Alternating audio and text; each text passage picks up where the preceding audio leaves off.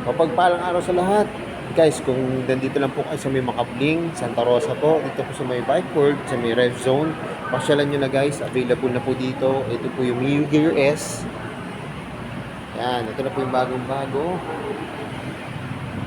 Alam nyo guys, pag makikita nyo to, para siyang pinalit na gravis. Unang-una nyo mapapansin dito, ang ganda na po ng kanyang gulong, ang kapal. Yan, kita nyo, kapal ng gulong.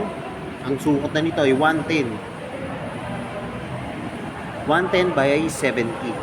12 na guys, 12 na yung laki niya. Kasi di ba yung dati parang 14 po. Ito 12 na. Pero pinalaki at pinataba. Yan. Para bagay na bagay ito sa mga kalsada. Kung rough road man siya, city driving, okay na okay na guys. Yan, kaya kung naghahanap po kayo, available na dito. Pasyalan nyo na guys. Ang kulay na available niya dito, ito po ay glossy na gray. Kaya kung naghahanap po kayo, available na siya rito. Saka guys, ang cash price po nito ay 85,950 pesos. Pwede nyo rin po siyang kunin ng installment. Ang down payment niya po ay 4,500.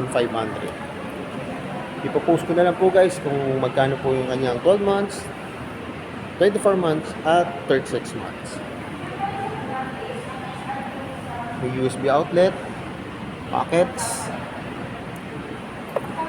Y-Connect.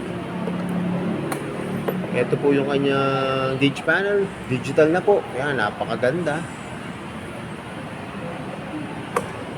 Saka guys, i-update ko lang kayo. Yung pong Mio Gear na old model po, ano na po yun? I-phase out na po daw yun. Kaya, yung mga may gusto pang bumili na, yung mga natitira na lang po nilang stock yun. Kasi lahat po ng lalabas na Mio Gear ganito na po. Lahat na po, latest na po lahat. Yun lang, talagang mapapaisip kayo dito guys kasi ang Mio Gear is 85,950 pesos. Tapos ang gravis naman po around 86,450 pesos. Konting-konti lang po guys ang diferensya. Parang 900 lang. Yan, parang 900 lang po ang diferensya niya. Kaya talagang depende po sa gusto nyo. Pero guys, kung mapapansin nyo, parehas na parehas sila. Ang pinagkaiba lang ito yung gas tank po nandito.